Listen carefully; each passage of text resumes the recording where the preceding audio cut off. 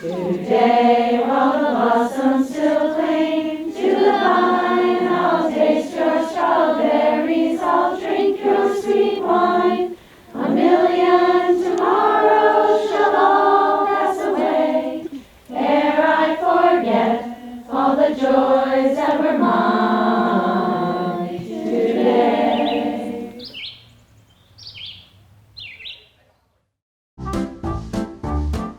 My great aunt, Clara, and her friend, Blanche Hirsch, I know they had a school together in New York City for girls. They believed in empowering women to think for themselves and to have a place to be themselves and get out of the city. They bought the land in 1915. You want to know how they bought it? It had just been lumbered, so there were no trees.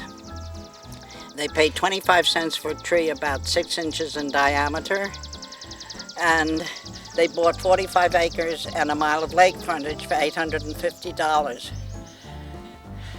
And then my aunt and the minister's wife sat on the sport field and planned the camp.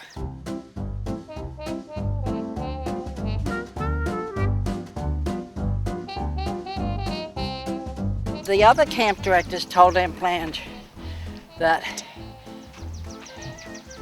she had to open every package and keep a watch on the campers at all times. And Aunt Blanche said if I had to run a camp like that, I wouldn't want to run it. So she installed an honor system in the camp the day she opened it. She had people believing in each other and in themselves. And that's how honor system started. We got on the train, slept overnight. We were picked up in Portland by truck. I mean, there was nothing more fun than riding on the benches in the back of an open truck. Our next mission is running out the door. Once a week, we got a hot bath and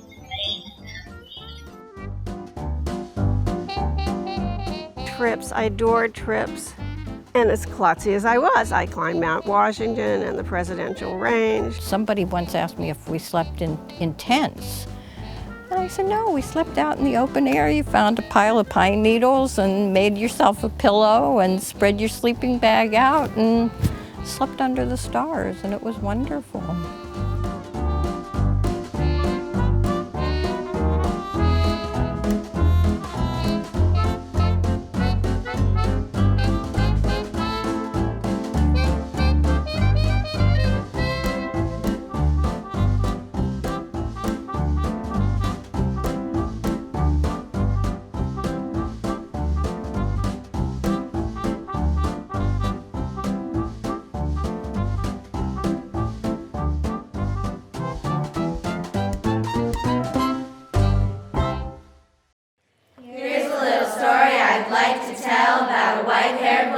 We know so well. It started way back in history when a camp called Walden came to be. I was here 7 years, and Helen never missed a beat in saying I was the worst camper she ever had, but I loved it. Miss Hirsch was unbelievable in terms of running Camp Walden. She was progressive, she was an educator, brilliant, knew the campers so well, knew the counselors so well. She knew everything.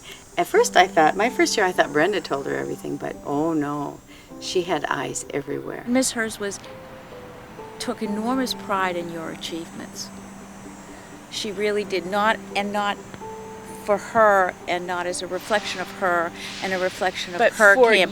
For you. She was very intuitive about people. Her manner was not always warm and fuzzy. That wasn't the way she was. But she always read into situations and made these sort of knee-jerk responses like, you look green, you should eat more peanut butter. And then the person would eat more peanut butter. So she always had these sort of random things. And most of the time, they were right on. She knew what counselors needed to be productive and to have a good time. She recognized the balance that most counselors were there to work with the kids, but they also needed to have fun as adults, as young adults, and she made sure that there were opportunities for both. She was intimidating though when you were a little girl. I can remember we must have been 10 or 11, and my best friend and I, she called us into her office one day, and she was not happy with us because we were being cliquey and exclusive, and she sat us down and said, that won't be tolerated here, and that's not right, and you're being unkind, and we were never like that again. I had so much respect, and still have so much respect, for what that woman did for me in my life, supplied for me. Oh, I'm getting a little choked up. Oh. She gave me a gift, I think, to deal with problems in life. She just encouraged you all the time, no matter what you were dealing with. She was a wonderful woman. Brenda Bovini, we climbed hard for you. Brenda Bovini, we admire everything you do. She was the best. I adored her. She was like a rock. Mother Earth loved her. Brenda was the life of Walden. I think everyone looked up to her, was entertained by her. She just was full of spirit, and she was Walden. Brenda, oh, she was such a presence. God, as soon as you said that, I could just picture her and her voice in my mind. She started out as a waitress, and then she became a counselor, and I think she probably did all of the, I think she was a trip counselor, I think she did scheduling, became head counselor, and stayed for all these years. She was the heart and soul of camp. She and Miss Hers were wonderful together. They played Scrabble every night. Both of them cheated, you know. We used to play tricks on Brenda. One time we put her stuff on top of the main house roof, and she would just laugh. But she played tricks with us. She would come up with some pretty creative tricks herself. Brenda always seemed very stern when I was younger, and I didn't really understand as I got older what an absolute sweetheart she was, and how well she ran the camp. And she really ran the camp. Brenda ran the camp. She made each and every one of us feel that we were her favorite counselor or her favorite camper. My Bunk 11 year, it was the last day of camp, and I didn't know this, but my parents had called Brenda and Miss Hers and said that they were getting a divorce, so that's what I was going home to. And anyway, so, you know, it's 3 a.m., we're being shoved on the buses, hysterically crying. Brenda grabs me, gives me a tight hug, pushes me onto the bus, and before I got too far up, she pulled me back off the bus, gave me another hug, looked me deep in the eyes, and put me back on the bus. When I got home, there was a letter waiting from Brenda saying, be strong, be good for my parents. I'll just never forget it. Brenda was so wise, and she knew campers so well, and she knew everything that they needed to be successful campers. Wonderful, wonderful person. Miss her dearly.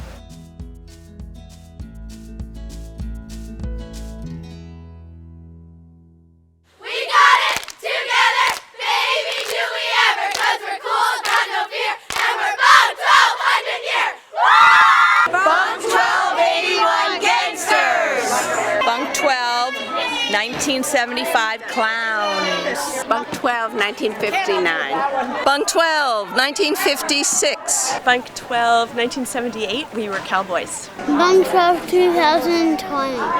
Bunk 12, 1966.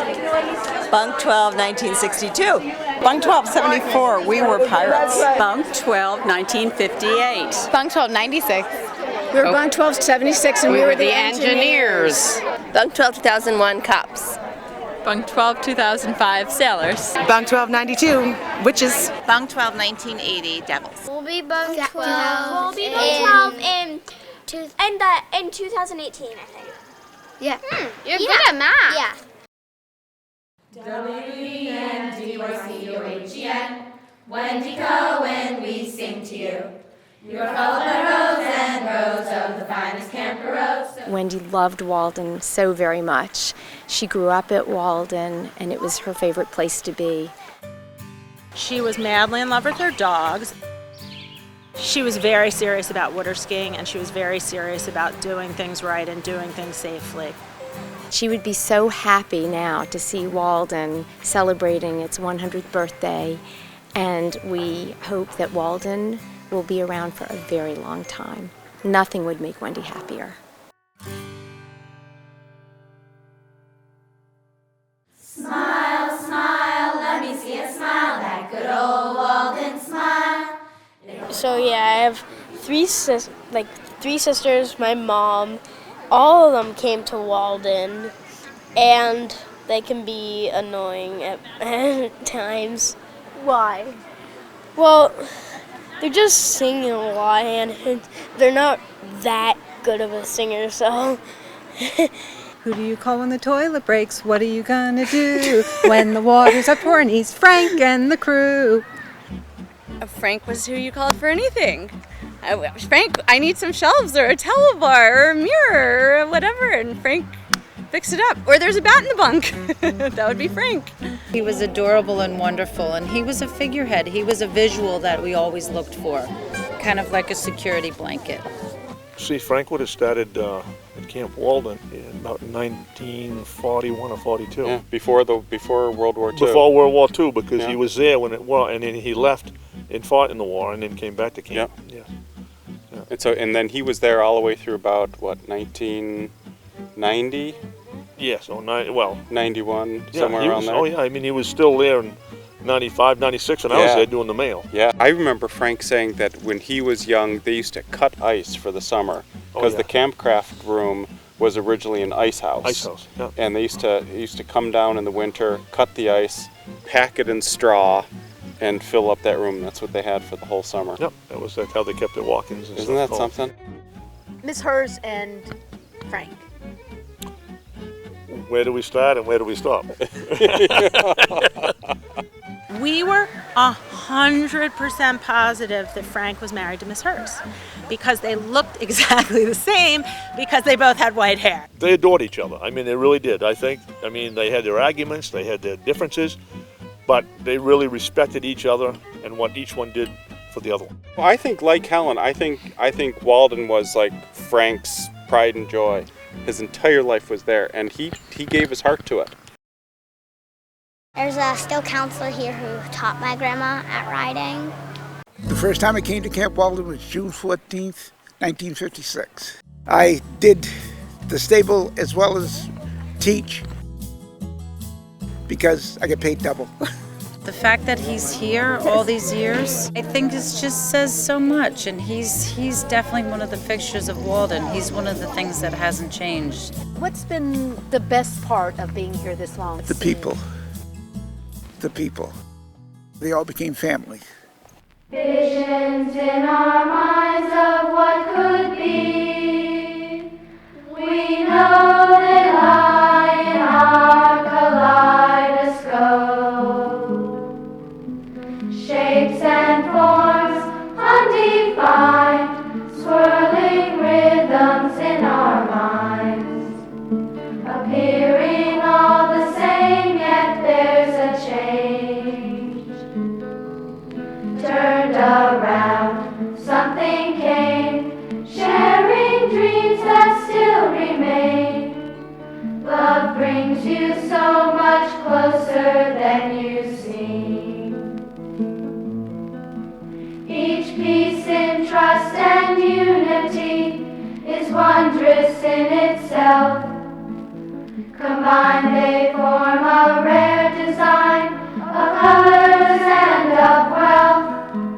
We grasp it for a moment, it gives us strength and hope, and we'll remember all the times with our kaleidoscope, shapes and forms undefined. Helen and Wendy designated us as trustees to carry Walden and the Maine idea into the future and to provide the girls of Camp Walden and the girls of Maine idea with the same opportunities that all of you had in your Walden experiences, and maybe your daughters and your grandchildren are currently having. We take our job seriously, and we always keep in mind what their dreams were and what their what they believed that girls should be getting out of Camp Walden. Some of the things that are the same from when I was a camper are the girls have the same level of spirit and they sing all the time and they have the same enthusiasm. They're still doing the same trips. It's awesome. It makes you feel like a part of something that's been here for a really long time. It makes you feel like as if you were one of those people 100 years ago. This place has remained the same, yet there's new energy here. The people who are now running the camp recognize what's important to focus on and what is important to keep the same. They've improved things behind the scenes, perhaps, that you don't know about that really have made a big, big difference. I feel really lucky working under Kathy, Natalie, and Jen. They're a wonderful team and they worked really well together. And even individually, I think they each bring a different perspective to camp. Natalie knows Walden and she's really able to help all the counselors and everyone feels comfortable going to her. And Jen, she's been here for so long. She knows so much about camp. It's amazing how passionate she is about kids and the development of campers. And Kathy, honestly, it's hard for me to believe sometimes that she didn't go here. She's so respectful of the history and traditions. I almost want to turn to her sometimes and ask her the history of some traditions, and she kind of looks back at me like, you're the one that would know better. I think the beauty of Walden is that it's exactly the same as when I came in 2004. It has the same energy. The campers are just as passionate about keeping traditions going. Everyone's walking around here smiling, and it's beautiful. We've created in our minds treasures formed from everything I attribute to Walden. I learned everything important. How to be a person, how to have friends, how to be by myself. I learned everything from Walden. Walden allows you to be who you are and no one's gonna judge you. You can just say anything you want, do anything. I think Walden takes you back to a much more natural, normal, growing up experience. Walden to me was a place where I learned that I could do anything, that I could climb a mountain, that I could build a fire, that I can camp out. And I think for young women, it's a very empowering place. We thought they just had begun. I hope that 100 years from now, somebody's sitting in this exact spot telling someone else what they loved about Walden.